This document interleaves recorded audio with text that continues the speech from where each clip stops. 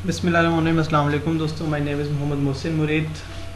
तो स्टूडेंट्स, इस वीडियो के अंदर हम सीखने जा रहे हैं सैलरी, इनकम फ्रॉम सैलरी।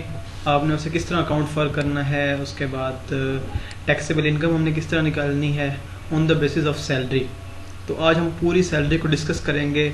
इससे इस लेक्चर को कौन कौन देख सकता है, वो इससे फ़ायदा कौन कौन उठा सकते हैं। एक तो चार्टर्ड अकाउंटेंसी के स्टूडेंट्स इससे फ़ायदा उठा सकते हैं। दूसरा, हमारे पास ये बीकॉम के जो स्टूडेंट्स हैं, अगर वो टैक्स के अंदर सैलरी पढ़ रहे हैं तो वो इसका फ़ायदा उठा सकते हैं। उसके बाद जो बीबीए कर रहे हैं स्टूडेंट्स, वो इसका फ़ायदा उठा सकते हैं। ठीक है, तो बेसिकली आज हम पूरी सैलरी को डिस्कस करेंगे एक बड़ी ब्रॉडर टर्म के अंदर। तो सबसे पहले जो सजेशंस हैं आपके लिए कि आपने ये जो 30-40 मिनट गुजारने हैं, होली एंड एक्सक्लूसिवली आपने सिर्फ सैलरी को ही देखना है। ठीक है, आपने किसी और चीज़ को नहीं देखना। एज्यूमिंग दैट कि आपका जितना भी नॉलेज है आप उसे साइड पे रख के बैठेंगे और जो मैं पढ़ाऊंगा आपने उसे साइड पे रख के देखना है, क्योंकि मैं इस 30-40 मिनट में आपकी पूरी की पूरी सैलरी को रिवाइज करने वाला हूँ। ये आपके भाई ने कुछ शॉर्ट नोट्स बनाए हैं, ठीक है, जो कि आपको प्रोवाइड कर दिए जाएंगे। ठीक है, इसके अंदर मैंने हर चीज़ को डिटेल में एक्सप्लेन किया, जो कि थ्योरी वाइज भी और ये प्रैक्टिकल वाइज भी। ठीक है, और हम क्वेश्चंस भी करेंगे। ठीक है, अगर आपने 9 पेज की फाइल मेरे साथ समझ ली एक बार, तो फ्रेंड्स जितने भी पास पेपर के क्वेश्चंस हैं आप वन गो में सारे के सारे पास पेपर के क्वेश्चन कर सकते हैं, ये मेरी गारंटी होगी। लेकिन आपको इस बात की श्योरिटी देनी पड़ेगी कि आपने ये जो 40-50 मिनट मेरे साथ गुजारे हैं, ये आपने होली एंड एक्सक्लूसिवली आपने सिर्फ इसी काम के लिए गुजारे हैं। आपका इसके अंदर कोई और कंसेंट नहीं थी, आपने इसके अंदर कोई और आपकी एक्टिविटी नहीं थी। आपने सिर्फ और सिर्फ इस चीज़ को समझा कि आपने करना किस तरह। 2 किस्म के स्टूडेंट्स होते हैं, एक वो जो सैलरी पढ़ चुके होंगे, एक वो होंगे जो फर्स्ट टाइम पढ़ रहे होंगे। दोनों के लिए ही ठीक है, मैं ये कहूँगा जो पढ़ चुके हैं अपने नॉलेज को थोड़ी देर उसे साइड पे रखें और अज्यूमिंग दैट कि उन्हें कुछ नहीं आता वो इस चीज़ को समझना शुरू कर दें। और जो बिल्कुल फ्रेश से एक बार इसे देखने लगे हैं, तो आपके लिए तो ये गोल्डन चांस है कि आपने घंटे 2 घंटे के अंदर पूरे इनकम फ्रॉम सैलरी को किस तरह समझना है। ठीक है, तो मैं इस तरह करूँगा कि इसके 3-4 पार्ट्स बना दूंगा 20-20 मिनट के, ताकि आप लोगों को भी ज़्यादा प्रॉब्लम ना हो कि आप लोग बैठकर देखते रहें कि यार अभी ख़त्म नहीं हो रहा लेक्चर। अच्छा, दूसरी बात कि आपने इस वीडियो लेक्चर को 1.5x या 2x पे नहीं सुनना। रीज़न वाई, क्योंकि जब भी किसी स्टूडेंट, अगर मैं अपनी स्टूडेंट लाइफ की बात करूं, कि अगर मैं बैठकर किसी भी चीज़ को, अगर मैं आपको एक पेज दूं कि आपने इस पेज को 5 मिनट में पढ़ना है, 5 मिनट आप उस पेज को पढ़ते हैं, आफ्टर दैट मैं आपसे पूछता हूँ इसमें क्या क्या था, आप मैक्सिमम बातें मुझे बता पाएंगे।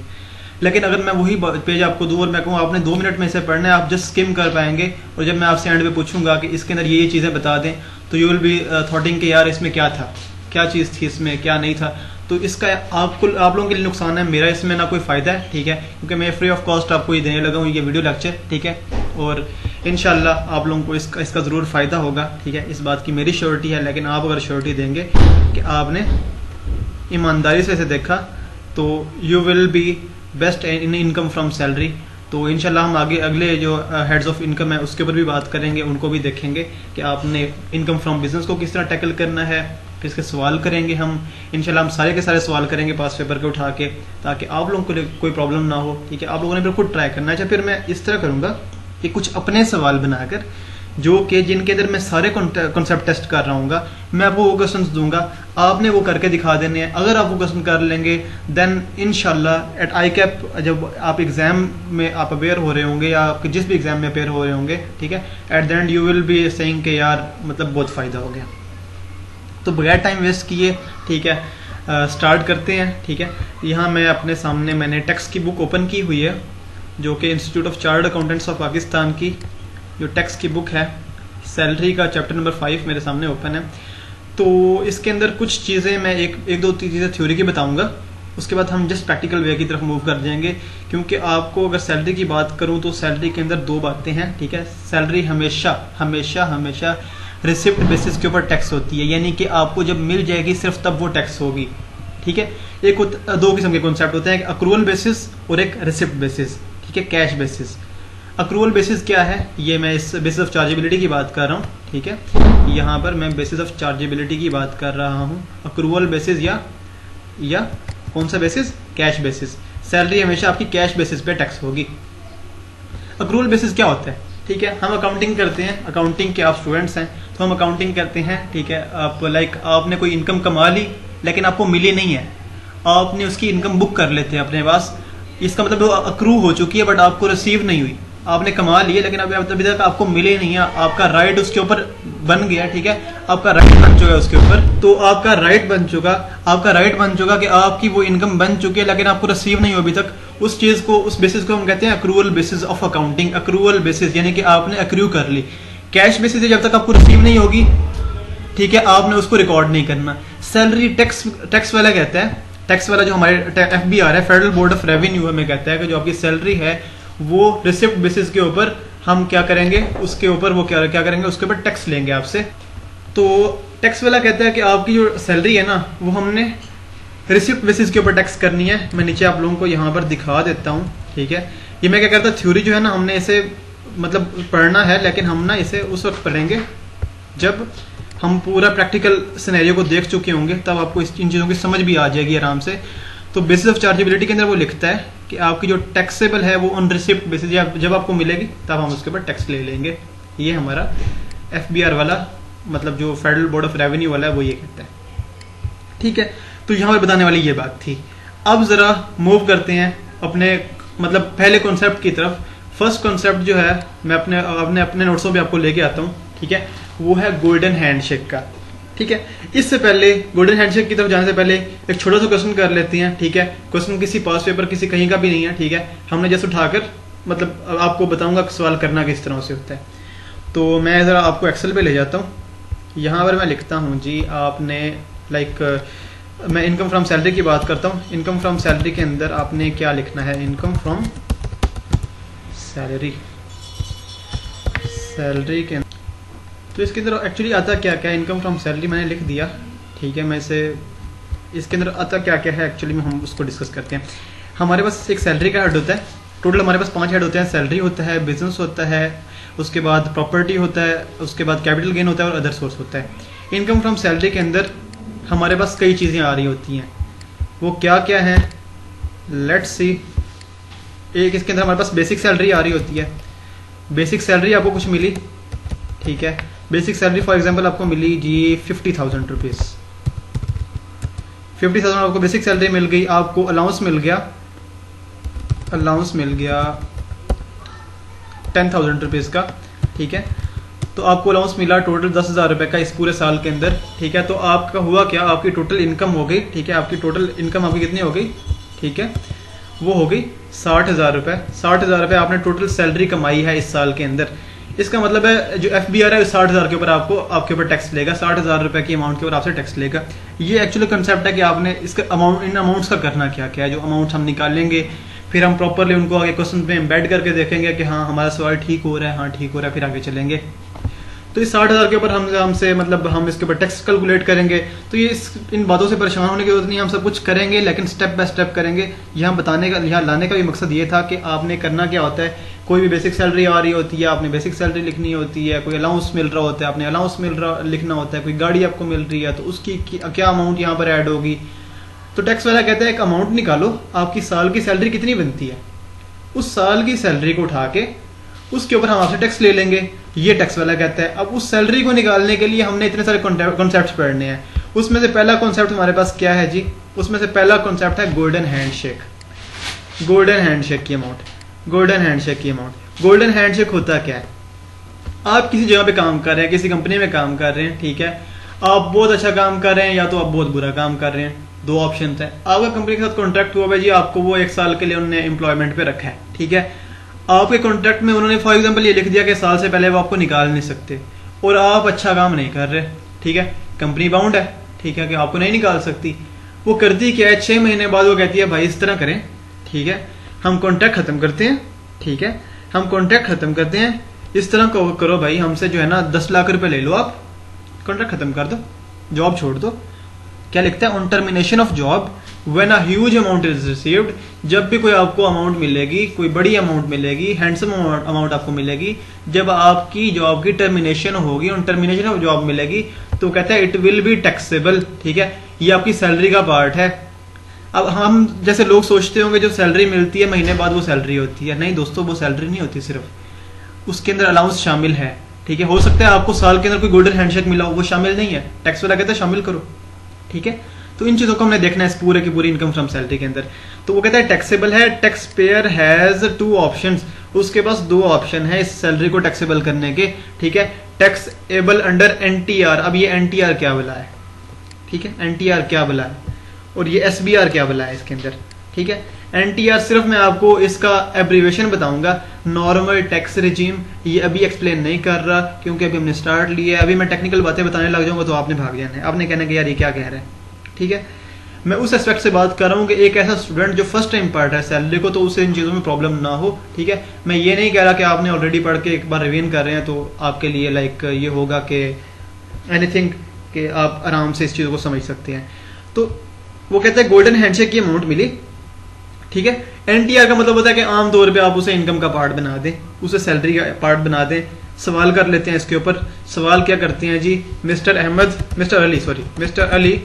मिस्टर अली इज एम्प्लॉय है जी, एम्प्लॉय है इन अ कंपनी, उसकी बेसिक जो सैलरी है उसकी, ठीक है, पर मंथ सैलरी है, पर मंथ सैलरी उसकी है, पर मंथ सैलरी कितनी है जी, फॉर एग्जांपल उसकी पर मंथ सैलरी है 50,000 रुपये, 50,000 रुपये उसकी पर मंथ सैलरी है, ठीक है। तो हुआ इस तरह कि उसने 6 महीने काम किया, ठीक है, उसने स्टार्ट की थी जॉब, लेकिन उसने इस साल 6 महीने काम किया। आफ्टर 6 मंथ, आफ्टर, या लिख दो, आप लिख दो इन जून, ठीक है। जून के महीने में हुआ क्या, ठीक है, जून के महीने में हुआ क्या, हुआ इस तरह से कि आपकी जो अमाउंट सी सैलरी है वो आपको उसने जी 10 लाख रुपए दे दी अमाउंट, कि यार ये 10 लाख रुपए पकड़ और यहां से चला जा, चलता बन, जून से दिसंबर कर देते हैं। यार आप लोगों का एक तो टैक्स ईयर वाला भी मसला है, ठीक है, कि टैक्स ईयर कौन सा होगा क्या नहीं होगा, वो मैं एक सेपरेट वीडियो में आप लोगों को बता दूंगा कि ये टैक्स ईयर क्या होता है, ठीक है। टैक्स ईयर 2022 क्या होता है, 2021 क्या होता है, ताकि आपको इस चीज का भी आइडिया हो जाए कि जून में कौन सा साल खत्म हो रहा है, ठीक है। अब मैं यहाँ जून लिखूं तो आम स्टूडेंट समझेंगे कि यार इसने जनवरी से लेकर जून तक काम किया, 6 महीने काम किया, तो बाकी के 6 महीने इसने काम नहीं किया, ठीक है। अज्यूमिंग दैट दिसंबर में लिख रहा हूँ, ठीक है, दिसंबर लिख रहा हूँ ताकि किसी को कोई प्रॉब्लम ना हो। दिसंबर में उसने इस तरह किया, आपका ये स्टार्ट हो रहा था 1 जुलाई से लेकर 30 जून तक आपका एक साल था।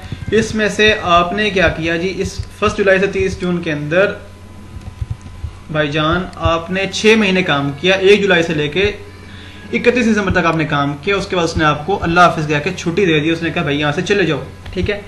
अब आप किस तरह इसकी सैलरी कैलकुलेट करेंगे, मैं बोलता हूँ इसकी बेसिक सैलरी तो है कितनी, 50,000 रुपये महीने की, 50,000 महीना तो है, लेकिन कितने महीने उसने काम किया, उसने भाईजान 6 महीने काम किया है। कौन से 6 महीने, जुलाई, अगस्त, सितंबर, अक्टूबर, नवंबर, दिसंबर, इसने 6 महीने काम किया, ठीक है। तो उसकी सैलरी कितनी बनेगी, उन्होंने बोला जी, भाईजान को बोला कि यार आपकी सैलरी बन गई 3 लाख रुपए।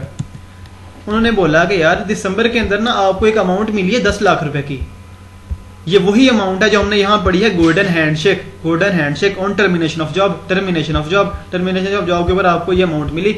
आपने इसको भी सुकून से चुप करके गोल्डन हैंडशेक के नाम पर सैलरी में ऐड कर देना है, ठीक है। गोल्डन हैंडशेक के नाम पर आपने इसको सैलरी में ऐड कर देना है, ठीक है। तो आपकी टोटल सैलरी इस साल की कितनी हो जाएगी, ठीक है, कि अगर आपने कहीं जॉब नहीं की तो इस साल की आपकी सैलरी कितनी हो जाएगी भाईजान, आपकी साल की सैलरी हो जाएगी 13 लाख रुपए। क्लियर है, ठीक है। अगर नहीं क्लियर, ठीक है, तो आप कमेंट सेक्शन में पूछ लो कि कोई मसला है या नहीं मसला। तो 13 लाख रुपए आपकी इसकी सैलरी हो जाएगी। मैंने आपको एक प्रॉपर इसका बता दिया कि अगर आपको कोई गोल्डन हैंडशेक की अमाउंट मिलती है, ठीक है, तो आपने उसको आराम सुकून से जाकर सैलरी की इनकम में ऐड कर देना है, इनकम फ्रॉम सैलरी में ऐड कर देना है, ठीक है। अभी तो बेसिक है, इंशाल्लाह आगे चलेंगे तो इसे एडवांस लेवल पे लेके जाएंगे। ये मतलब बहुत हैवी चीजें आने वाली हैं और ये सैलरी बहुत मजे की है, टैक्स बहुत मजे का है, ठीक है। आप सिर्फ समझने वाले बने, आपका भाई हाजिर सब कुछ समझाएगा आपको, ठीक है। तो सेकंड हम यहाँ पे पॉइंट पढ़ेंगे जी, ये जो SBR वाला पॉइंट है मैं आपको बाद में एक्सप्लेन करूंगा जब मैं आपको सेपरेट ब्लॉक रिजीम पढ़ा चुका हूँ, ठीक है। अभी मैं आपको बिल्कुल भी तंग नहीं करना चाह रहा इस चीज़ को सिखा के यार ये क्या बला है अंदर आ गई है, ठीक है। इससे पहले मैं आपको टैक्स ईयर वाला मसला भी आपका सेट करवा दूंगा ताकि आपको ये इस सालों में प्रॉब्लम ना हो कि यार भाई ये क्या लिख रहे हैं आप। तो सैलरी रिसीव्ड इन एरियर्स, ठीक है, सैलरी रिसीव्ड इन एरियर्स। तो यहाँ पे नेक्स्ट पॉइंट है सैलरी रिसीव्ड इन एरियर्स। इसका हमने क्या करना है, वो लिखता है if a salary is received, और आपको कोई सैलरी रिसीव हुई है, ठीक है, of preceding year in current year, इस करंट ईयर में आपको कोई सैलरी रिसीव हुई है, वो सैलरी जो कि पुरानी आपकी बनती थी लेकिन अभी रिसीव हुई। अभी रिसीव होने से होगा क्या, होगा इस तरह, भाई मेरे आपकी सैलरी इस साल की बढ़ जाएगी। जब इस साल की आपकी सैलरी बढ़ जाएगी तो आप पे हायर स्लैब रेट्स लगेंगे। अब ये स्लैब रेट्स क्या होते हैं भाई, ये भी सही है, ठीक है। स्लैब रेट्स क्या होते हैं, अपने भाई लोगों को अब स्लैब रेट्स दिखाता हूँ। यहाँ पर आपकी बुक्स में दिए हुए हैं, आप लोगों ने देखे होंगे या नहीं देखे, ठीक है। आप लोगों को यहाँ स्लैब रेट्स दिखाता हूँ जी। स्लैब रेट्स जिस बेसिस के ऊपर आपने सैलरी अपनी कैलकुलेट करनी है। तो भाइयों आप लोगों की बुक्स का ये है जी पेज नंबर कौन सा, 55 पेज नंबर के ऊपर स्लैब रेट्स अवेलेबल हैं, आप जाके देख सकते हैं। स्लैब रेट्स का मतलब क्या होता है, वो कहता है जी अगर आपकी सैलरी है जी 6 लाख से कम तो आप पे कोई टैक्स नहीं लगेगा, 6 लाख से ज्यादा है और 8 लाख से कम है तो आपके ऊपर इतने % टैक्स लगेगा। ये सब कुछ दिखाऊंगा, टेंशन नहीं लेनी, बस आप लोगों ने टेंशन तो लेनी ही नहीं है ना भाई के होते हुए, ठीक है। उसके बाद अगर आपकी सैलरी 8 लाख से ज्यादा और 12 लाख से कम है तो आप पे इतना टैक्स लगेगा। तो अगर आपकी सैलरी फॉर एग्जाम्पल बनती हुई 8 लाख, वैसे मैं आपको सिनेरियो बताने लगा हूँ, थोड़ा सा आपने टेक्निकल होकर सोचना है। अगर आपकी सैलरी, ये सेकंड स्लैब रेट में क्या लिखता है, अगर आपकी 6 लाख से ज्यादा सैलरी है और 8 लाख से कम है तो आपको इतने आपके ऊपर इतना टैक्स लगेगा, ठीक है। यानी 6 लाख से ऊपर जितनी भी अमाउंट होगी उसका 5% आपके ऊपर टैक्स लग जाएगा, वो ये लिख रहा है इसके अंदर। लेकिन मैं कहता हूं आपकी पुराने सालों की सैलरी थी 2 लाख रुपए, इस साल की सैलरी आपकी बनती है 7.5 लाख, आपको पुराने सालों की भी मिल गई अभी, तो आपकी सैलरी कितनी होगी, 9.5 लाख। आप भाईजान अगर आपको सैलरी ना मिलती तो आप इस स्लैब रेट में फॉल करते, आपके ऊपर कम टैक्स लगता है। लेकिन आपको पुरानी सैलरी मिली है, इस वजह से हुआ क्या, आपकी सैलरी बढ़ गई, आपकी सैलरी 9.5 लाख हो गई, तो वो इसके अंदर फॉल कर गया कि आपकी सैलरी 8 लाख से ज्यादा है और 12 लाख से कम है, तो आपके ऊपर इतना टैक्स लगेगा। वो जब वो कहता है आपके ऊपर इतना टैक्स लगेगा तो आपके ऊपर टैक्स ज्यादा लग गया। ये तो फिर आम आवाम के साथ धोखा हुआ, बेईमानी होगी उनके साथ कि यार आपको सैलरी एक तो लेट मिल रही है, फिर टैक्स भी ज्यादा पे करना पड़ रहा है। तो इसके लिए FBR कहता है नहीं यार इस तरह नहीं करना हमने। वो लिखता है अगर कोई भी सैलरी आपको रिसीव हुई है प्रीसीडिंग ईयर्स की इन करंट ईयर, आपको करंट ईयर में कोई प्रीसीडिंग ईयर्स की सैलरी रिसीव हुई है तो tax payer as an option, tax payer के पास राइट है कि वो उसके ऊपर अक्रूवल बेसिस के ऊपर टैक्स दे, उस बेसिस के ऊपर टैक्स दे कि अगर वो सैलरी उसी साल मिली होती तो क्या होता। इसको भी हम सीखेंगे, इसको भी हम सवाल में टैकल करेंगे। नेक्स्ट है कन्वेंस, ठीक है। आपको कन्वेंस मिल गई, हमने सुना होगा कि यार CA कर लो, ठीक है, गाड़ी मिलेगी, घर मिल जाएगा, गाड़ी मिलेगी, घर मिलेगा, उसके बाद आपको लाखों रुपए में सैलरी मिलेगी, क्या बात है जी, ठीक है। गाड़ी तो मिल गई, गाड़ी भी तो आपको आपके एम्प्लॉयर ने दी है ना भाई, आपने खुद थोड़ी ना परचेज की है, एम्प्लॉयर ने दिया तो आपकी सैलरी का पार्ट बनेगी। हालांकि गाड़ी को क्या सैलरी का पार्ट बनाओगे भाई, हम आमतौर पर अगर बंदा सोचे कि यार गाड़ी दी है तो क्या मतलब, कौन सा मतलब, ठीक है काम कर रहा हूँ, एहसान किया उसने मेरे ऊपर, ये चलो एहसान किया। तो अब FBR कहता है कि भाई गाड़ी दी है ना, इस गाड़ी को भी इनकम का पार्ट बनाओ, गाड़ी भी आपकी सैलरी में आएगी। अब हम कहते हैं गाड़ी कितनी सैलरी में आएगी, वो मैं कहते हैं भाई 2 चीजें हैं, आपने देखना है कि आपका जो एम्प्लॉयर है, आपको जॉब देने वाला जो बंदा है, उसने गाड़ी कॉस्ट पे ली थी यानी कैश पे ली थी, या उसने गाड़ी लीज करवा के आपको दी है, ठीक है। 2 ऑप्शन है आपके पास, आपने देखना है आपको अगर जो गाड़ी उसने दी है उसने कैश पे ली थी, कॉस्ट थी उसकी, या उसने आपको लीज करा के दी थी। इन 2 चीजों को आपने देखना है सवाल के अंदर, सिर्फ इन 2 चीजों को देखना है और किसी तीसरी चीज को आपने नहीं देखना, ठीक है।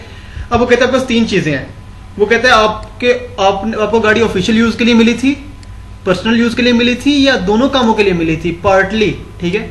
आपको सवाल में लिख के देता है कि employer has given you a car, ठीक है, which is use partly for business and personal use, ठीक है, या विच इज यूज पार्टली, ठीक है, बाय द एम्प्लॉय, ठीक है, बाय द मिस्टर फरहान, जो भी आपका मतलब लाइक जो भी एम्प्लॉय होगा, ठीक है, कुछ भी लिख सकता है। तो आपने इन 3 चीजों को देखना है। मतलब सबसे पहले आपने देखना है, सब पहला स्टेप आपका क्या होगा, गाड़ी आपकी कॉस्ट पे थी या लीज पे थी, कॉस्ट पे थी या लीज पे थी, इस चीज को देखने के बाद देखना है गाड़ी आपकी ऑफिशियल यूज के लिए था, पर्सनल यूज के लिए था, या आपको ऑफिशियल और पर्सनल यूज दोनों के लिए मिली थी, ठीक है। इन दोनों चीजों को देख लिया। अगली चीज को देखना है गाड़ी मिली कब थी, ठीक है। क्या पूरे साल के लिए गाड़ी आपके पास थी या साल के किसी महीने में आपको गाड़ी मिली है, ठीक है। आपने देखना है कि आपको कितने टाइम के लिए गाड़ी मिली है, कितना टाइम हो गया आपके पास गाड़ी आए हुए, कितना टाइम हो गया है। पहला स्टेप, कॉस्ट या लीज, कॉस्ट पे ली है या लीज पे ली है। दूसरा, आपकी पर्सनल यूज के लिए है, ऑफिशियल यूज के लिए है या बोथ यूज के लिए, कि दोनों कामों के लिए आपको दी गई है कि आप ऑफिशियल यूज के लिए भी इस्तेमाल करें, पर्सनल यूज के लिए भी इस्तेमाल करें।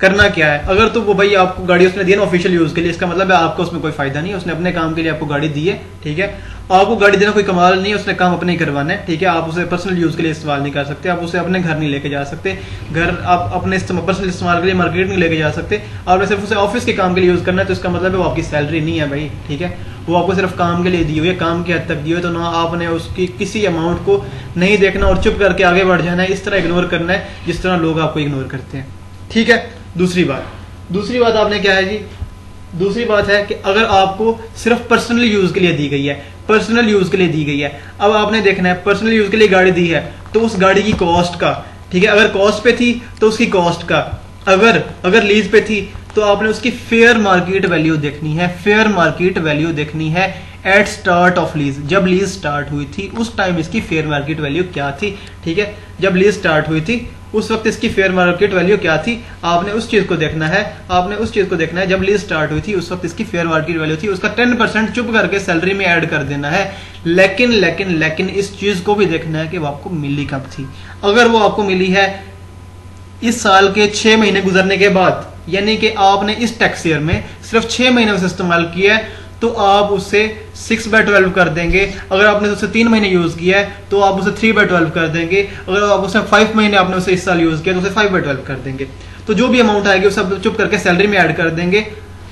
फॉर बोथ यूज वाला कॉन्सेप्ट समझाने के बाद एक उसकी तरफ चलते हैं, एक छोटे से इलस्ट्रेशन की तरफ जाके देखते हैं। एक्सेल में इसकी इलस्ट्रेशन करेंगे, ठीक है। तो देखते हैं जी सीन क्या है हमारे पास।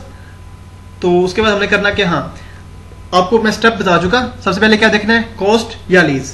कॉस्ट लीज देखने के बाद हाँ कौन से काम के लिए मिली, ऑफिशियल, पर्सनल या बोथ। ऑफिशियल के लिए कुछ भी नहीं करना, इग्नोर करना है। पर्सनल के लिए 10% किसका, कॉस्ट का, ये फेयर मार्केट वैल्यू और स्टार्ट ऑफ लीज, कॉस्ट का, ये फेयर मार्केट वैल्यू और स्टार्ट ऑफ लीज, कोई भी आप देख लें, ठीक है। टाइम क्या होगा, टाइम जिस इस टैक्स ईयर में कितने महीने आपने उसे यूज किया उतना टाइम आपने चुप करके उसके अमाउंट के साथ मल्टीप्लाई कर देना है, 6/12 कर देना है, 5/12 कर देना है, ठीक है। इलस्ट्रेशन करेंगे तो ज्यादा क्लियर समझ आ जाएगा, 2 मिनट अगला कॉन्सेप्ट समझ ले, ठीक है। फॉर बोथ यूज, ठीक है, दोनों कामों के लिए। आपको वो कहता है कि भाई आप इसे घर भी ले जाओ, घर के कामों के लिए भी इस्तेमाल करो, और ये हमारे ऑफिस के कामों के लिए भी आपकी गाड़ी आपको दी गई है, आपने दोनों कामों के लिए इस्तेमाल करनी है। तो भाई कहते हैं भाईजान के इस तरह करो कि फिर 5% ले लो, 10% ना लो। वो कहता है 5% ले लो, किसका, कॉस्ट का, किसका, कॉस्ट का। अगर कॉस्ट पे थी तो कॉस्ट का, अगर कॉस्ट पे थी तो लीज, अगर लीज पे थी तो fair market value at start of lease, fair market value at the start of lease, but उसका कितने परसेंट, 5% आपने ले लेना है। सेम उसी तरह टाइम फ्रेम वाला कॉन्सेप्ट है कि अगर आपको 6 महीने के लिए इस्तेमाल किया तो 6/12, अगर 5 महीने के लिए इस्तेमाल किया तो 5/12, 3 महीने के लिए इस्तेमाल किया तो 3/12, ठीक है। तो इस अभी तक के जो हमने कॉन्सेप्ट देखे हैं, एक हमने डिस्कस किया गोल्डन हैंडशेक, ठीक है। एक हमने इसके अंदर डिस्कस किया सैलरी रिसीव्ड इन एरियर्स, कि इसका कॉन्सेप्ट होता क्या है, एक्रूअल बेसिस क्या है, कैश बेसिस क्या है। उसके बाद हमने देखा कि कन्वेंस क्या बला है। तो अगर आपको फॉर एग्जांपल उसके लिए बोथ के लिए दी गई है, ठीक है, तो आपने देखना है कॉस्ट पे या लीज पे, सेम कॉन्सेप्ट है। कॉन्सेप्ट आपको बता चुका कि आपने सबसे पहले क्या करना है, फिर क्या करना है, फिर क्या चीज देखनी है। अगर आप इसे फॉलो करेंगे, ठीक है, ठीक है, आप हर सवाल क्या ये कॉन्सेप्ट जो कन्वेंस वाला कॉन्सेप्ट है विद इन नो टाइम आप वो कर लेंगे। आई कैप करता क्या एक सवाल के अंदर मैक्सिमम 5-10 एडजस्टमेंट्स होंगे, इससे ज्यादा एडजस्टमेंट नहीं होती है। और तकरीबन ये कन्वेंस के एडजस्टमेंट वो हर सवाल में पूछता है, इसे जाकर थोड़ा सा देख लेते हैं जी। एक इसके ऊपर इलस्ट्रेशन देख लेते हैं। हमारे पास लिखता है, ठीक है, लिखता हमारे पास वो कुछ इस तरह से है कि अगर लिखता है अ पर्सन, ठीक है, पर्सन रिसीव्ड, तो मैंने ये क्वेश्चन लिखा, Mister Ahmad got a car also from his employer in the month at the start of October के स्टार्ट में उसे कार मिली, क्या मिली, उसे कार मिल गई, ठीक है, कार मिल गई। उसके बाद कार वाज परचेज्ड, ठीक है, car was purchased in 2020 at a price of 5 million rupees. Mister Ahmed is allowed to use this for official purpose only. ठीक है, समझे कि नहीं समझे? मैं फर्स्ट देखना क्या है, ठीक है, कैश पे है, लीज पे है, ये कैश पे है, ठीक है, उसने कैश पे ली थी, इसका मतलब है कॉस्ट पे है, इसी कॉस्ट दी हुई है। अच्छा, दूसरी बात, ऑफिशियल यूज है, पर्सनल यूज है, या बोथ है? ऑफिशियल यूज है, इसका क्या मतलब है? 0%। Okay, let's see. आपको सवाल में दिखा उसने लिखा बेसिक सैलरी थी, अज्यूम कर रहा हूँ, कहीं दी हुई नहीं है। बेसिक सैलरी थी फॉर एग्जांपल आपकी 300,000, ठीक है। उसके बाद आपका था अलाउंस, था कोई अलाउंस आपको दिया हुआ था उसने, अलाउंस आपको दिया हुआ था फॉर एग्जांपल 50,000 रुपीज़ का, ठीक है। आपको उसने दिया कन्वेंस, कन्वेंस दिया, स्पेलिंग का कोई इशू नहीं है, कन्वेंस आपने कोई नहीं लिखनी यहाँ पर, ठीक है। आपसे कभी कभी सवाल में एग्जामिनर कहता है कि आपने एग्जाम्पशन का भी बताना है कि एग्जाम्प्ट क्यों है, अगर किसी की अमाउंट नहीं ले रहे तो उसका भी बताना है, तो आप इसे वर्किंग में बता सकते हैं कि as call is for official use only, so will not be allowed to add any amount for the purpose of income from taxation income from salary, ठीक है। तो आपने क्या किया, इसको ऐड कर दिया, तो आपकी इनकम फ्रॉम सैलरी कितनी आ जाएगी? इनकम फ्रॉम सैलरी कितनी आ जाएगी? 3.5 लाख रुपए, ठीक है, ये आपकी इनकम फ्रॉम सैलरी आ जाएगी। इस क्वेश्चन को हमने इस तरह देखा, ठीक है। क्वेश्चन को थोड़ा सा चेंज करते हैं, क्वेश्चन को थोड़ा सा चेंज करेंगे, इसी क्वेश्चन को थोड़ा सा चेंज करेंगे, और मैंने यहाँ पर इस क्वेश्चन को पेस्ट कर दिया, लेकिन अब मैं थोड़ा चेंज लेकर आऊंगा। सेकंड केस को देखते हैं, तो इसमें इसको करने के बाद आपके 14 तबक और रोशन हो जाएंगे, ठीक है। होगा क्या, आपके किबले भी सीधे होने वाले हैं। लिखता है जी, mister Ahmad got a car also from his employer in the month of October, same case, car was purchase in 2020 at a price of 5 million rupees in market. इसकी प्राइस है, कार की फेयर मार्केट वैल्यू उसने दे दी आपको 8 million rupees की, ठीक है। 80 लाख रुपए का गाड़ी की फेयर मार्केट वैल्यू है, और गाड़ी अलाउड है, गाड़ी को वो कह रहा है कि आपने पर्सनल यूज के लिए इस्तेमाल करना है, पर्सनल पर्पस ओनली के लिए इस्तेमाल करना है। पहले देखो कैश पे थी या कॉस्ट पे थी या फिर उसके ऊपर लीज पे। अब देखिए, इसने हमें यहाँ पर फेयर मार्केट वैल्यू देकर हमें कंफ्यूज करने की कोशिश किया कि हम इस फेयर मार्केट वैल्यू को लें, ठीक है। गाड़ी की प्राइस बढ़ चुकी, तो अब आप सोच रहे होंगे कि यार यहाँ 8 मिलियन को आना चाहिए। नहीं भाई, नहीं आएगा, ठीक है, हमारे सोचने से कुछ नहीं होता। लॉ ने एक बार बता दिया, ठीक है, ये हम पढ़ रहे हैं इनकम टैक्स ऑर्डिनेंस 2001, ठीक है। लॉ ने एक बार बता दिया आपको कि भाई आपने देखना है गाड़ी कब किस चीज पे परचेज हुई थी, लीज पे हुई थी या कैश पे हुई थी, ठीक है, कॉस्ट पे हुई थी। कैश या कॉस्ट एक ही बात है, ठीक है। अब हमने इस सवाल में पता चल कि गाड़ी परचेज हुई थी, गाड़ी लीज नहीं हुई थी, ठीक है, गाड़ी परचेज हुई थी, गाड़ी की लीजिंग नहीं हुई थी। इसका यह मतलब है, इसका साफ साफ मतलब है कि अगर गाड़ी परचेज हुई थी, उसकी लीजिंग नहीं हुई थी, ठीक है, तो इसका यह मतलब है मेरे भाई उसका यह मतलब है कि आपने यहाँ 5 मिलियन को देखना है, ना कि आपने 8 मिलियन को देखना है। और दूसरा वहां लिखते हैं आपने पर्सनल यूज के लिए इस्तेमाल, पर्सनल यूज के लिए लिया, ठीक है। देन वेल, आपने इन 3 चीजों को देखा, आप सवाल कर सकते हैं। बेसिक सैलरी, ठीक है, बेसिक सैलरी आपकी थी, बेसिक सैलरी थी कितनी, for example 3 lakh, same as above case, ठीक है, 300,000। उसी तरह आपको अलाउंस मिला कितने का जी? 50,000 का, ठीक है। और ये 300,000 को मैंने थोड़ा सा इसको कर दिया, ठीक है जी, 3 लाख। और उसके बाद यहां पर आपको आ गया जी कन्वेंस। आपने इसकी कर दी वर्किंग, ठीक है, आपने इसकी कर दी वर्किंग 1, ठीक है, वर्किंग 1। अच्छा, इसकी वर्किंग किस तरह करेंगे? हमारी कार की क्या थी जी, कॉस्ट क्या थी जी? कॉस्ट क्या लिखता? 5 मिलियन, 3 4 5 6, 5 मिलियन कॉस्ट है, ठीक है। आपने इसका क्या लेना है? ठीक है, इसका 10% लेना है, ठीक है। मैं लिखता हूं इसका 10%।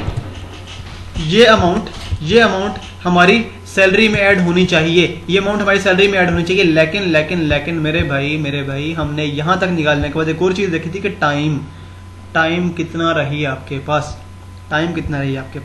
टाइम उसने कहा अक्टूबर में परचेज हुई है गाड़ी आपकी।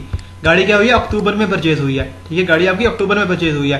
अक्टूबर में परचेज हुई का क्या मतलब है? क्या कि अक्टूबर, नवंबर, दिसंबर, जनवरी, फरवरी, मार्च, अप्रैल, मई, जून, 9 महीने आपके पास गाड़ी यूज में रही। हमने शुरू में देखा था कि हमारा ईयर जो होता है स्टार्ट वो 1 जुलाई से 30 जून तक होता है। 1 जुलाई से लेकर 30 जून तक हमारा ईयर चलता है। तो हमारे पास मेरे भाइयों 9 महीने हमने गाड़ी इस्तेमाल की, तो इस अमाउंट को हमने 9/12 कर देना है। ठीक है, इस अमाउंट को हमने 9/12 कर देना। हमने टाइम फैक्टर इसका लगा दिया, मल्टीप्लाई बाय 9/12। तो 3,75,000 की वो अमाउंट है कि जो आपने यहाँ पर अपनी सैलरी के अंदर ऐड करनी है। ठीक है, तो आपकी total for the year salary हो जाएगी 7,25,000। इसके ऊपर आपने टैक्स गवर्नमेंट ऑफ पाकिस्तान को जमा करा देना है। अब समझ आइए कि आपने कन्वेंस का करना क्या है। ठीक है, एक और केस, नेक्स्ट केस जिसके अंदर हमारे पास गाड़ी यूज होगी for both official and personal use, जिसमें आपने 5% लेना है। ठीक है, वो बल्कि आप खुद करिएगा। इसका 5% आपने यहाँ 10% की बजाय 5% लेना है और फिर आपने टाइम फैक्टर लगाना है, ताकि यहाँ पर जो अमाउंट आपकी कन्वेंस के अंदर आए वर्किंग के थ्रू वो एक्यूरेट होनी चाहिए, 100% एक्यूरेट होनी चाहिए। इसमें कोई रॉकेट साइंस नहीं है, सारी बातें सीधी सीधी हैं। नेक्स्ट पॉइंट आपको मैं लीज वाला एक करवा देता हूँ और फिर हम लेक्चर को एंड करते हैं, क्योंकि आधा घंटा हो चुका है और अभी तक हमने सिर्फ 3 मेजर कॉन्सेप्ट्स देखे हैं जो कि हर सवाल में टेस्ट हो रहे होते हैं, हर क्वेश्चन में इन चीज़ों को देखा जा रहा होता है। तो इस आखिरी कॉन्सेप्ट को देखते हैं। मैं क्वेश्चन के थोड़ी अंदर एडिटिंग करता हूँ, तो क्वेश्चन को थोड़ा मैंने दोबारा रीअरेंज किया, रीस्ट्रक्चर किया। क्वेश्चन में लिखता है, Mister Ahmad got a car also from his employer in the start of the month October. Car was leased. Lease यहाँ पर आपको क्लिक कर जाना चाहिए कि ये लीज की बात हो रही है, कॉस्ट को छोड़ देना है, कॉस्ट को इग्नोर करना है, लीज की बात हो रही है। Car was lease in 2021। Per month rentals क्या है जी, 35,000 रुपीज है। आपको इससे कोई सरोकार नहीं है कि आपका जो एम्प्लॉयर है वो रेंटल कितने पर महीने पे कर रहा है। आपका इससे कंसर्न होना भी नहीं चाहिए, क्योंकि लॉ नहीं कहता। ठीक है, लॉ इससे कंसर्न ही नहीं है। ठीक है, आपका पर मंथ रेंटल 35,000 रुपीज है, वो ये बता रहा है आपको, ताकि आप इसका कुछ करें, लेकिन आपने इसको इग्नोर करना है बिल्कुल वैसे जैसे मैं आपको पहले बता चुका हूं, जिस तरह लोग आपको इग्नोर करते हैं। Fair market value at start of lease, ये आपका रेलिवेंट पॉइंट है। एट स्टार्ट ऑफ लीज, ठीक है, एट स्टार्ट ऑफ लीज आपकी फेयर मार्केट वैल्यू क्या थी, ये आपका रेलिवेंट पॉइंट है। आपने इस पॉइंट को अंडरलाइन कर लेना है और वो लिखता है 35,100,000 यानी 35 लाख रुपए इसकी फेयर मार्केट वैल्यू थी at start of lease. Okay, in market price of this car is 8 million rupees and Mister Ahmed is allowed to use this car partly for both. समझे कि नहीं समझे? ये 5% वाली बात कर रहा है, ये 5% वाली बात कर रहा है। ठीक है, ये 5% वाली बात कर रहा है। ठीक है, सवाल में देखा पहला स्टेप कॉस्ट पे है या लीज पे है, हमें पता चल गया लीज पे है। दूसरा स्टेप ऑफिशियल यूज है, पर्सनल यूज है या बोथ है, बोथ की बात कर रहा है। अब आगे हमने क्या लेना है, 5% ऑफ कॉस्ट या fair market value at start of lease. Cost आ नहीं सकती क्योंकि कॉस्ट पे नहीं है। Fair market value at start of lease का 5% हमने लेना है। Assuming basic salary same as above, basic salary same as above कितनी है जी, बेसिक सैलरी कितनी है जी, 3 लाख रुपए, 300,000। अलाउंस आपको कोई मिला 50,000 रुपए का, 50,000 रुपए का अलाउंस मिल गया जी।